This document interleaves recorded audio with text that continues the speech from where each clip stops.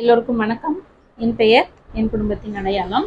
நான் தமிழில் எந்த மெத்தடில் படிக்கிறேன், ஃப்ரெஷராக இருக்கட்டும் இல்லை ஆல்ரெடி படிச்சுட்டு இருக்கவங்களா இருக்கட்டும், இந்த மெத்தட் கண்டிப்பாக உங்களுக்கு யூஸ்ஃபுல்லாக இருக்கும். ஃப்ரெஷராக இருந்தீங்க அப்படின்னாக்கா உங்களுக்கு எப்படி படிக்கணும், எதை படிக்கணும் அப்படின்றது தெரியாது. சிலபஸ் சேஞ்சஸ் இருக்கிறதுனால எப்படியெல்லாம் படிக்கணும் அப்படிங்கிற ஒரு கிளியரான ஒரு ஐடியா தான் இந்த வீடியோ உங்களுக்கு கொடுக்கும். கண்டிப்பாக இந்த வீடியோ ஃபினிஷ் பண்ணும்போது தமிழில் இப்படி படிக்கலாம் அப்படின்றது ஒரு ஐடியா அப்படிங்கிறது உங்கள் மனசுக்குள்ளே வரும். அப்படி வந்துச்சு அப்படின்னாக்கா மறக்காமல் என்னோட சேனலை சப்ஸ்கிரைப் பண்ணிவிட்டு என்ன மாதிரியான சின்ன யூடியூபர்ஸை சப்போர்ட் பண்ணிக்கோங்க. ஃபஸ்ட்டாக நீங்கள் செய்ய வேண்டியது சிலபஸ் தான். சிலபஸை ஃபஸ்ட்டு நீங்கள் பிரிண்ட் அவுட் போடணும். சிலபஸை பிரிண்ட் அவுட் போடாமல் தயவுசெய்து படிக்க ஸ்டார்ட் பண்ணாதீங்க. ஃபஸ்ட்டு சிலபஸை பிரிண்ட் அவுட் போட்டு வச்சுக்கோங்க. நெக்ஸ்ட்டு இந்த சிலபஸில் என்னென்னலாம் கேட்டிருக்காங்க, என்னென்னலாம் நமக்கு சிலபஸில் கவர் ஆகுது, எப்படியெல்லாம் மாடல் கொஷின்ஸ் வந்து அங்கே கேட்டிருக்காங்க அப்படின்னு சொல்லிட்டு கொடுத்துருப்பாங்க. ஸோ அது எல்லாமே நீங்கள் என்ன பண்ணுறீங்க அப்படின்னாக்கா மெமரி பண்ணுறீங்க. என்னென்ன டாபிக் வருது, எப்படியெல்லாம் கேட்பாங்க அப்படின்னு சொல்லிட்டு நீங்கள் ஃபஸ்ட்டு மெமரி பண்ணிக்கிறீங்க. இது வந்து ஃபஸ்ட்டு பாயிண்ட். செகண்டாக நீங்கள் செய்ய வேண்டியது ஸ்கூல் புக் தான். ஸ்கூல் புக்கு தான் நீங்கள் ஃபஸ்ட்டு படிக்கணும். ஸ்கூல் புக் படிக்காமல் நான் சிலபஸ் வைஸாக படிக்கணும் அப்படின்னாக்கா கண்டிப்பாக படிக்க முடியாது, ஸ்ட்ரெஸ் ஆகிடுவீங்க. அதனால தான் சொல்கிறேன், ஃபஸ்ட்டு ஸ்கூல் புக்கை கம்ப்ளீட் பண்ணுங்கள். 6th-லேருந்து 12th வரைக்கும் இருக்கக்கூடிய new book and old book இதில் எதெல்லாம் படிக்கணும் அப்படின்னாக்கா நீங்கள் ஃபஸ்ட்டு இம்பார்ட்டன்ஸ் கொடுக்க வேண்டியது 85 கொஸ்டின்ஸ்க்கு தான். ஓகேங்களா? இந்த 85 கொஸ்டின்ஸு இலக்கணம் மட்டும் அப்படிங்கிறதுனால 6th-லேருந்து 12th வரைக்கும் இருக்கக்கூடிய இலக்கணம் படிக்கும் பொழுதே ஒவ்வொரு இயலில் இருக்கக்கூடிய செயல் கொடுத்துருப்பாங்க இல்லையா, அந்த செய்யுளில் இருக்கக்கூடிய சொல்லும் பொருளும் அப்படிங்கிறத நீங்கள் நோட் பண்ணணும். ஓகேவா? அதாவது நீங்கள் 6th-லேருந்து 12th வரைக்கும் இருக்கக்கூடிய இலக்கணம் எல்லாமே கம்ப்ளீட் பண்ணிடுங்க. இந்த கம்ப்ளீட் பண்ணும்போது இப்போ ஒரு இயல் எடுத்துக்கிறீங்க அப்படின்னாக்கா அந்த ஒரு இயலில் ஒரு இலக்கணம் பார்த்து வருமா, அந்த இலக்கணம் படிக்கும் பொழுதே அந்த செய்யுளுக்கான சொல் பொருள் மட்டும் நோட் பண்ணுங்க. அதே மாதிரி புக் பேக் கொஸ்டின்ஸில் அந்த செய்யுளோடைய புக் பேக் கொஸ்டின்ஸில் பிரித்து எழுதுக, சேர்த்து எழுதுக, எதிர்ச்சொல் என்ன, மீனிங் என்ன, மேட்ச் த ஃபாலோயிங், அந்த மாதிரி நிறைய கொடுத்துருப்பாங்க. அதை மட்டும் நீங்கள் நோட் பண்ணுங்கள். செய்யுள் படிக்க வேண்டாம், அதனுடைய பாடல் வரிகள் அப்படிங்கிறத படிக்க வேண்டாம். அதே மாதிரி உரைநடை அப்படிங்கிறதும் இப்போதைக்கு படிக்க வேண்டாம். ஓகேங்களா? ஸோ நான் சொல்கிறது இலக்கணமுக்கு மட்டும். இந்த இலக்கணம் நீங்கள் ஃபுல்லாகவே கம்ப்ளீட் பண்ணியிருக்கீங்க. 6th-லேருந்து 12th வரைக்கும் இருக்கக்கூடிய நியூ புக் ஆகட்டும், ஓல்டு புக் ஆகட்டும், எல்லா இலக்கணமே நீங்கள் கம்ப்ளீட் பண்ணால் மட்டும்தான் நெக்ஸ்ட்டு நம்ம உரைநடைக்குள்ளே போகணும். நெக்ஸ்ட்டு நம்ம 17 கீழ்கணக்கு, 17 மேல் கணக்கு, அந்த மாதிரியான நூல்கள் எல்லாம் நிறைய இருக்கும் இல்லையா, திருக்குறள், அது எல்லாமே நீங்கள் அதுக்கப்புறம் தான் போகணும். ஃபஸ்ட்டு இலக்கணம் 85 கொஸ்டின்ஸை மட்டும் உங்களுடைய மெமரியில் வச்சுக்கோங்க. 6th-லேருந்து 12th வரைக்கும் இருக்கக்கூடிய இலக்கணம் நம்ம கம்ப்ளீட் பண்ணியாச்சு. இலக்கணம் கம்ப்ளீட் பண்ணதுக்கு அப்புறம் நம்ம உரைநடை, செயலுடைய பாடல் வரிகள் மட்டும் நம்ம படித்தாச்சு. ஓகேவா?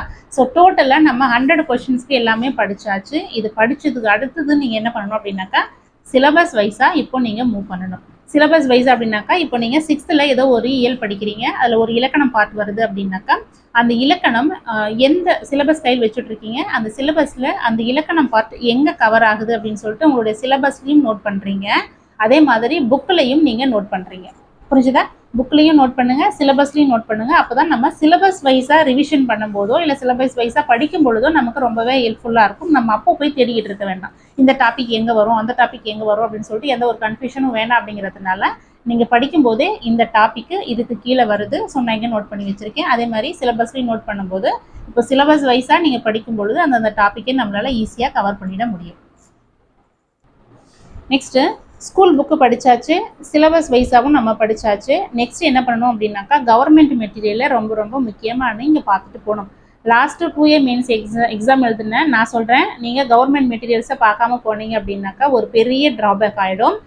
கொஷின்ஸ் வந்து ரொம்ப டிஃபிகல்ட்டாக கேட்குறாங்க. அதனால் கவர்மெண்ட் மெட்டீரியல்ஸை கொஞ்சம் நீங்கள் ரெஃபரன்ஸ்க்காக வச்சுக்கிட்டீங்க அப்படின்னாக்கா நம்மளால் ஈஸியாக கொஷின்ஸை அட்டன் பண்ணுறது வந்து ரொம்பவே ஈஸியாக இருக்கும். ஓகேங்களா? ஸோ அதனால் நீங்கள் கவர்மெண்ட் மெட்டீரியல்ஸை கையில் வச்சுக்கோங்க. சிலபஸ் வைஸ் படித்து முடிச்சதுக்கப்புறம் கவர்மெண்ட் மெட்டீரியல்ஸில் இப்போ சேர்த்து எழுதுக, பிரித்து எழுதுகன்னு ஒரு டாபிக் இருக்குன்னு வச்சுக்கோங்களேன். ஸ்கூல் புக்கில் எங்கெங்கெல்லாம் இருக்குன்றதை நீங்கள் படிச்சுட்டீங்க 6th-லேருந்து 12th வரைக்கும். சிலபஸ் வைஸாகவும் நீங்கள் பார்த்தாச்சு, சேர்த்து எழுதுக, பிரித்து எழுதுக நீங்கள் பார்த்தாச்சு. இப்போ கவர்மெண்ட் மெட்டீரியல்ஸில் என்னெல்லாம் கொடுத்துருக்காங்க, கவர்மெண்ட் மெட்டீரியல்ஸில் சேர்த்து எழுதுக, பிரித்து எழுதுக, எதெல்லாம் கொடுத்துருக்காங்க அப்படின்றத நீங்கள் நோட் பண்ணிக்கிட்டீங்க. அப்போ நம்ம எல்லாமே என்னாச்சு அப்படின்னாக்கா படித்தாச்சு. லாஸ்ட்டாக நீங்கள் செய்ய வேண்டியது 5th டெஸ்ட்டு தான். ஓகேவா? கம்பல்சரி நீங்கள் டெஸ்ட் அப்படிங்கிறத போடணும். யூடியூப்பில் நிறைய ஃப்ரீ டெஸ்ட் பேட்ச் அப்படிங்கிறத கண்டக்ட் பண்ணிக்கிட்டு இருக்காங்க. நான் ஃப்ரீயாக என்னென்ன டெஸ்ட் பேட்ச் எல்லாம் அட்டன் பண்ணுறேன், உங்களுக்கு ரொம்பவே யூஸ்ஃபுல்லாக இருக்கும். அந்த டெஸ்ட் பேட்ச் எல்லாமே நான் நெக்ஸ்ட் வீடியோவில் உங்களோட ஷேர் பண்ணிக்கிறேன். ஃப்ரீ தான், நோ காஸ்ட் தான். ஸோ அதனால் நம்ம ஃப்ரீ டெஸ்ட் அட்டன் பண்ணும்போது நமக்கு அப்போ தான் தெரியும் நம்ம எந்த லெவலில் இருக்கோம். இன்னும் கொஷின்ஸ் எல்லாம் எப்படியெல்லாம் கேட்பாங்க. டிஎன்பிசி லெவலுக்கு யாராலையும் கேட்க முடியாதுன்னு வச்சுக்கோங்க. பட் இருந்தாலும் நம்மளால டிஎன்பிசியை அப்ரோச் பண்ணுற அளவுக்காச்சும் நம்மளுடைய மைண்ட் அப்படிங்கிறது செட் ஆகும். அதுக்காகவாச்சும் நீங்கள் யூடியூப்பில் ஃப்ரீயாக டெஸ்ட் பேட்ச் அப்படிங்கிறத போட்டுக்கோங்க.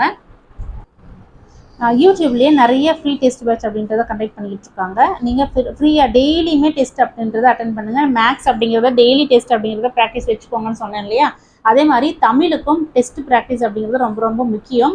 தமிழில் நம்ம ஒரு கொஷின்ஸ் பார்த்தோம் அப்படின்னாக்கா அது நம்ம பார்த்த மாதிரி தான் இருக்கும். பட் நமக்கு வந்து மறந்துகிட்டே இருக்கணும். இந்த இலக்கண குறிப்பெல்லாம் நமக்கு மறந்துகிட்டே இருக்கும். அதனால நம்ம டெஸ்ட் போட போட போட இலக்கண குறிப்பு எல்லாமே நமக்கு ஈஸியாக நம்மளால் ஃபைண்ட் அவுட் பண்ண முடியும். அதனால டெஸ்ட் அப்படிங்கிறது நீங்கள் கம்பல்சரி ஃபாலோ பண்ணிட்டு தான் இருக்கணும். டெய்லி ப்ராக்டிஸ் அப்படிங்கிறது வந்து தமிழுக்கும் ரொம்ப முக்கியம். இது முடிஞ்சதுக்கப்புறம் நீங்கள் என்ன பண்ணணும் அப்படின்னா 6th ரொம்ப ரொம்ப முக்கியம். ப்ரீவியஸ் இயர் கொஷின்ஸை வந்து நீங்கள் பார்க்காம இலக்கணம்க்கு தயவுசெய்து போயிடாதீங்க. கொஷின்ஸ் வந்து ரொம்ப அப்கிரேடாக கேட்குறாங்க. நம்மளால யோசிச்சு பார்க்க முடியாத அளவுக்கு டிஎன்பிசி அப்படிங்கிறவங்க அப்கிரேட் ஆகிட்டே இருக்காங்க. அதனால ப்ரீவியஸ் இயர் கொஷின்ஸை வந்து நீங்கள் டெய்லி ப்ராக்டிஸ் அப்படிங்கிறத வச்சுக்கிட்டாலும் சரி, இல்லை அந்தந்த டாபிக் படிக்கும்போதே அந்தந்த ப்ரீவியஸ் இயரில் என்னெல்லாம் கேட்டிருக்காங்க அப்படிங்கிறத நீங்கள் நோட் பண்ணி படிச்சுக்கிட்டாலும் சரி. பட் ப்ரீவியஸ் இயர் கொஷின்ஸ் அப்படிங்கிறது வந்து ரொம்ப ரொம்ப முக்கியம். நீங்கள் முக்கியமாக செய்ய வேண்டியது, ஃபார் எக்ஸாம்பிளுக்கு நான் இப்போ வினையால் அணையும் பெயர் அப்படிங்கிற ஒரு டாபிக் எடுத்துக்கிறேன். ஓகேவா? அந்த வினையால் அணையும் பெயரில் நான் புக்கில் படித்தாச்சு. சிலபஸ் வைஸாக எங்கெங்கே இருக்குது அப்படின்றதையும் நான் தேடி படித்தாச்சு. கவர்மெண்ட் மெட்டீரியல்ஸ்லையும் நான் பார்த்தாச்சு.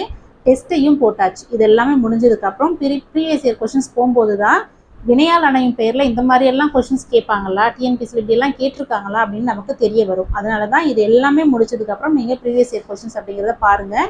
ப்ரீவியஸ் இயர் கொஷின்ஸை பார்த்தா தான் நம்ம எந்த லெவலில் இருக்கோம், டிஎன்பிசி எந்த லெவலில் இருக்குது அப்படின்னு ஒரு கிளியராக உங்களுக்கு ஒரு ஐடியா வரும். கண்டிப்பாக இந்த 6th ஸ்டெப்புமே நீங்கள் ஃபாலோ பண்ணீங்க அப்படின்னாக்கா 2025 அப்படிங்கிறது நம்மளுடைய வருஷம் தான். 2026 ஜனவரியில் நம்ம கண்டிப்பாக வேலைக்கு போவோம் அப்படிங்கிறத வந்து யாராலையுமே மாற்ற முடியாது. நம்பிக்கையாக படிங்க. நம்மளால தான் நம்மளுடைய வாழ்க்கையை மாற்ற முடியும் அப்படின்னும் போது கண்டிப்பாக நம்ம மாறி ஆகணும். நம்மளுடைய மாற்றத்திற்காக தான் இந்த ஸ்டடீஸும் இந்த மெத்தடும் நம்மளுடைய வேலையும் அப்படிங்கிறது. கண்டிப்பாக நல்லபடியாக படிங்க. நம்மளால் போஸ்டிங் வாங்க முடியும். All the best. தேங்க்யூ.